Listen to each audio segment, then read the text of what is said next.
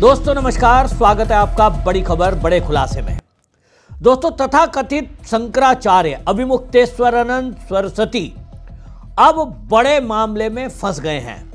POCSO act में फंसे हुए अभिमुक्तेश्वरानंद सरस्वती का केस जब कोर्ट में पहुंचा तो पॉक्सो कोर्ट ने सबूत और गवाहों के बिना पर अब एडीजे को आदेश दिया है, यानी पुलिस को आदेश दे दिया है कि इस मामले की विवेचना ठीक से करें और इस मामले में एफआईआर दर्ज करें। अभी तक आपको बता दें कि जो जगत गुरु भद्राचार्य जी महाराज हैं, उन्हीं के एक शिष्य हैं आशुतोष पांडे। उन्होंने पॉक्सो कोर्ट में जो अभिमुक्तेश्वरानंद सरस्वती के आश्रम में रहने वाले बाल बटुक हैं, यानी जो शिष्य हैं उनको ले जाकर प्रस्तुत किया था और उन्होंने गवाही दी थी।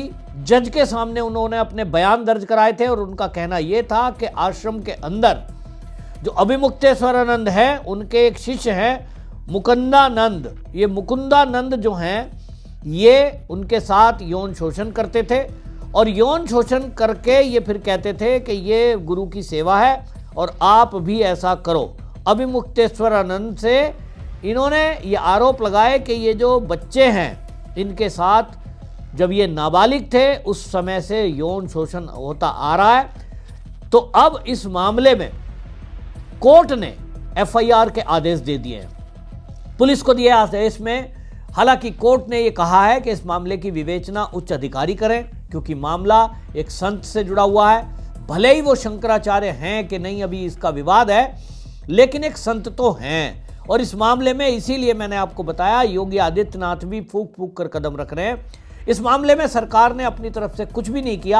आपको याद होगा जब माघ मेला चल रहा था, उस समय ये जो बटुक हैं, ये अभिमुक्तेश्वरानंद सरस्वती के आश्रम में रहने वाले जो शिष्य हैं, ये उस समय आशुतोष पांडे के पास गए थे और इन्होंने कहा कि हमारा यौन शोषण हो रहा है। और इस यौन शोषण में गंभीर बात यह है कि अभिमुक्तेश्वरानंद सरस्वती भी शामिल है।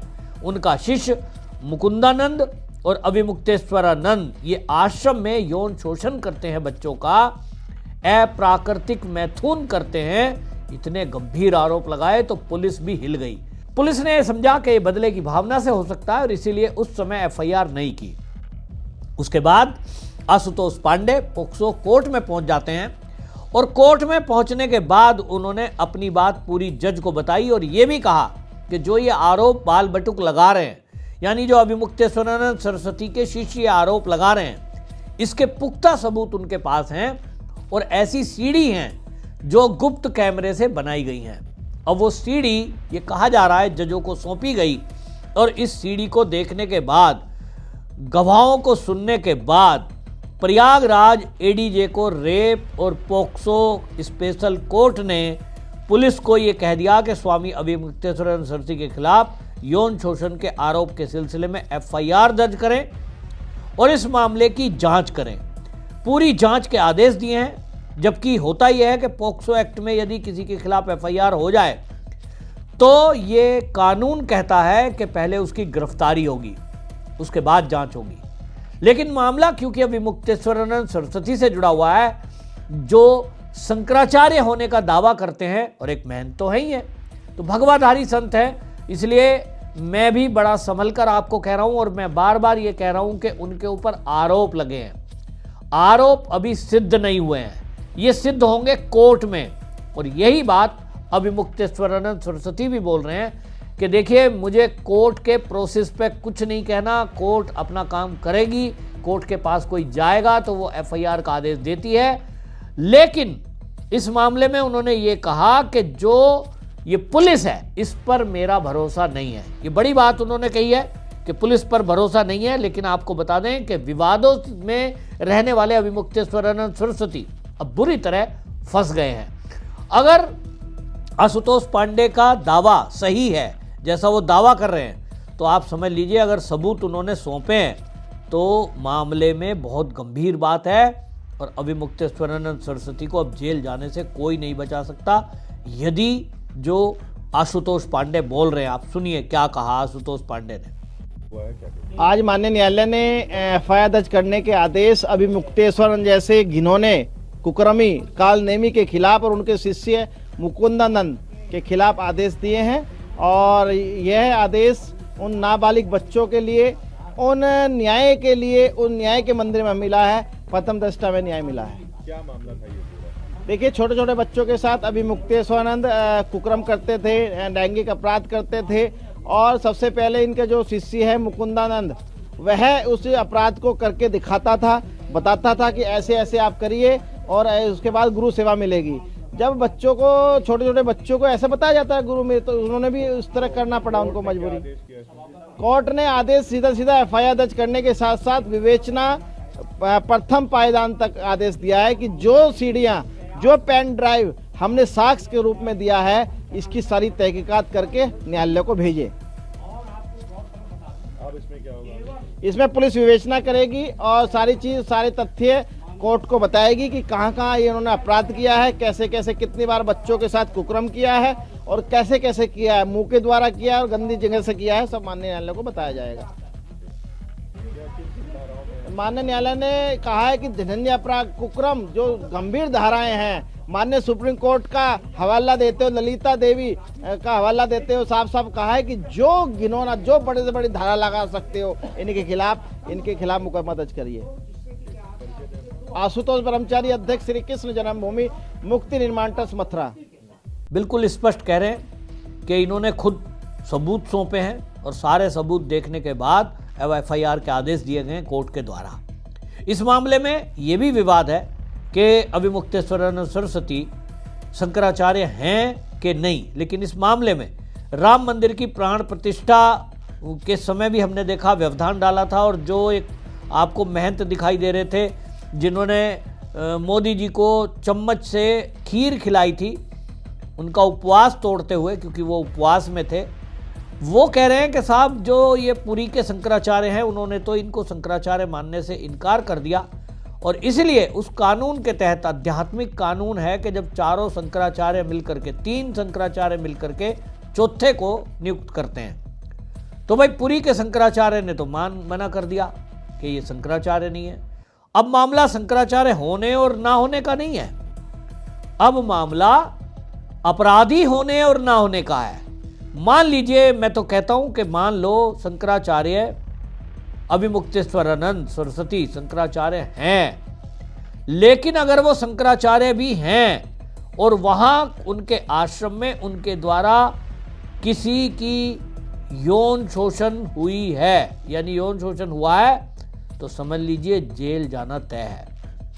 अभिमुक्तेश्वरानंद सरस्वती इस मामले में अब ये कहें कि पुलिस की जांच पर भरोसा नहीं है, वो कहें कि साहब मैं कोई योगी आदित्यनाथ थोड़ी हूँ अपने ऊपर से केस हटवा दूंगा, मैं गौ की यानी गाय की रक्षा के लिए केस लड़ रहा था। अब ये बिल्कुल ऐसा हो गया जैसे नेता लोग नहीं होते हैं, नेता बयानबाजी क्या करते हैं, जब कोई नेता को ईडी पकड़ लेती है, CBI पकड़ लेती है, क्या करे, बदले की भावना से कार्रवाई हो रही है। अब ऐसा कुछ बयान ये स्वामी अभिमुक्तेश्वरानंद सरस्वती अपने बचाव में दे रहे हैं। भाई आपके ऊपर आरोप लगे हैं और आप एक तरफ कह रहे हो कोर्ट पे मुझे भरोसा है, तो कोर्ट को अपना आदेश देने दीजिए।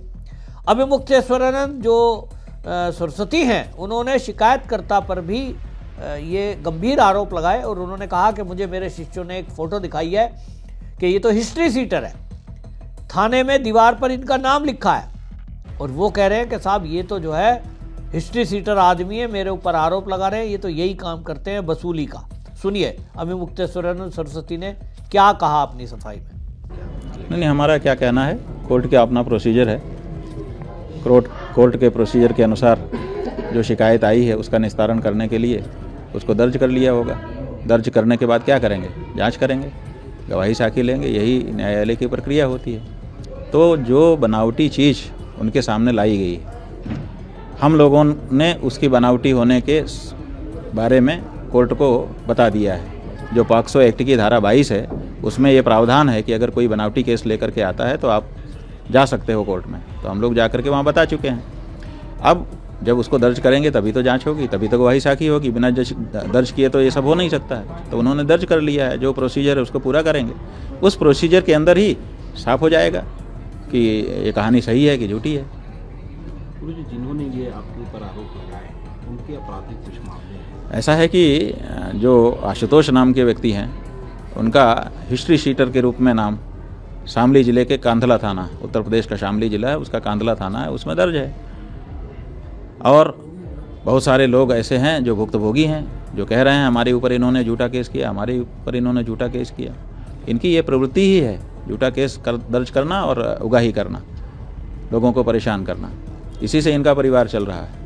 ऐसे लोगों को रामभद्राचार्य, जो अपने आप को जगत गुरु कहते हैं, वो चेला बनाते हैं, और चेला बना करके शंकराचार्य, जो सनातन धर्म का सर्वोच्च गुरु है, उसके ऊपर आरोप लगवाते हैं। तो ये जो हमारे ऊपर आक्षेप लगाया गया है, ये किसी विधर्मी के द्वारा नहीं लगाया गया है, ये अपने आप को जगत गुरु कहने वाले के चेले के द्वारा लगाया गया है। इसका मतलब क्या है? इसका मतलब है कि हिंदू सनातन धर्म को अब विधर्मियों से इस समय खतरा नहीं है, अंदर के ही लोग हैं जो हिंदू धर्म को समाप्त करना चाहते हैं, शंकराचार्य संस्था को नष्ट करना चाहते हैं। इसलिए जनता को अब इनसे सावधान रहने की ज़रूरत है।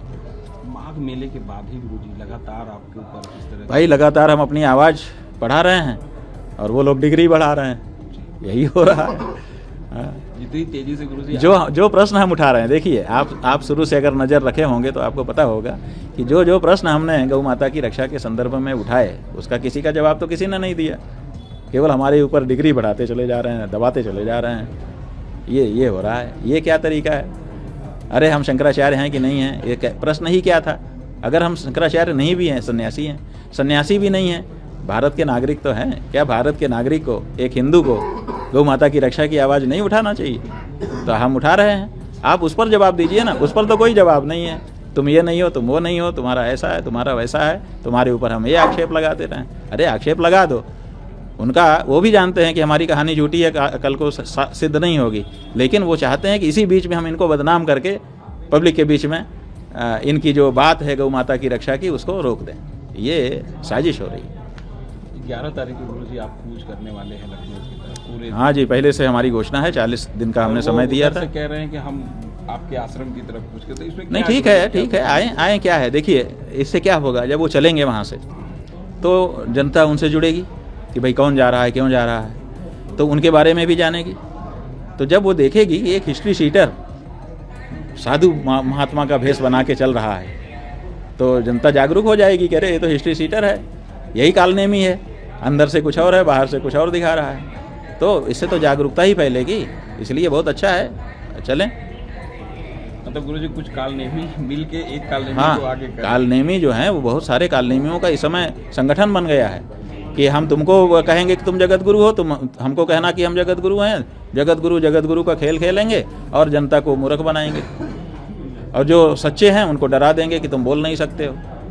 अभिमुक्तेश्वरानंद सरस्वती शिकायतकर्ता आशुतोष पांडे को ही आरोपी बता रहे हैं, और वो कह रहे हैं कि ये आदमी जो है सनातन धर्म को खतरनाक है, खतरनाक, उसको कई बार इस तरह की चीज़ें हैं कि ये पैसा वसूलता है, आरोप लगाता है और खुद ये दोषी है।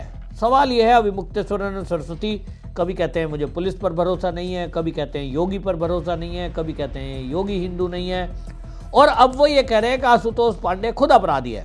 मैं मान रहा हूँ आशुतोष पांडे मान लीजिए खुद अपराधी है, हिस्ट्री सीटर है, तो क्या अभिमुक्तेश्वरानंद सरस्वती के ऊपर लगे हुए आरोप ये धुल जाते हैं? उत्तर है नहीं। आपको अपनी सफाई अब कोर्ट में देनी पड़ेगी। अगर वो सीढ़ी कोई पहुंची है, अगर आरोप में कोई गवाह है और आरोप में यदि कोई सबूत हैं, अब तो उसके आधार पर कोर्ट फैसला करेगा। तो आप बयानबाजी करने के बजाय अब कोर्ट में फैसला जो हुआ है, कोर्ट ने जो एफआईआर के आदेश दिए हैं उसको फाइट करने की कोशिश करें, बयान वीर ना बने। ये बयानबाजी जो करते हैं ये भी पॉलिटिकल होती है, कभी ये योगी के विरोध में बोलेंगे, कभी मोदी के विरोध में बोलेंगे, और इसीलिए ये विवादों में भी आए। लेकिन अब अगर आरोप सही हैं तो ये बुरी तरह फंस गए हैं, इसमें लंबी सजा का प्रावधान है। लेकिन मेरे लिए एक दिक्कत की बात यह है कि मैं खुद एक सनातनी हूँ, मुझे इस बात का बहुत दुख हो रहा है कि एक भगवाधारी संत, उनके ऊपर आरोप लगे हैं। हो भगवान करे ये आरोप झूठे हों, क्योंकि अल्टीमेटली अगर अभिमुक्तेश्वरानंद सरस्वती दोषी निकलते हैं तो ये आरोप किस पर है? जो विधर्मी हैं वो तो तैयार बैठे हैं भगवे पर मजाक बनाने के लिए। पहले भी हमने आसाराम वाले मामले में देखा है। तो कुल मिलाकर सनातन का ये नुकसान है। और अगर ये सच है कि इन्होंने ऐसा किया है तो ये बहुत शर्मनाक है। मैं तो कहता हूं अगर कोई संत महंत भगवाधारी इस तरह का काम करे तो उसको आम जनता से ज्यादा सख्त सजा देने की आवश्यकता है। आपकी क्या राय कमेंट में जरूर लिखें, वीडियो शेयर करें। वंदे मातरम।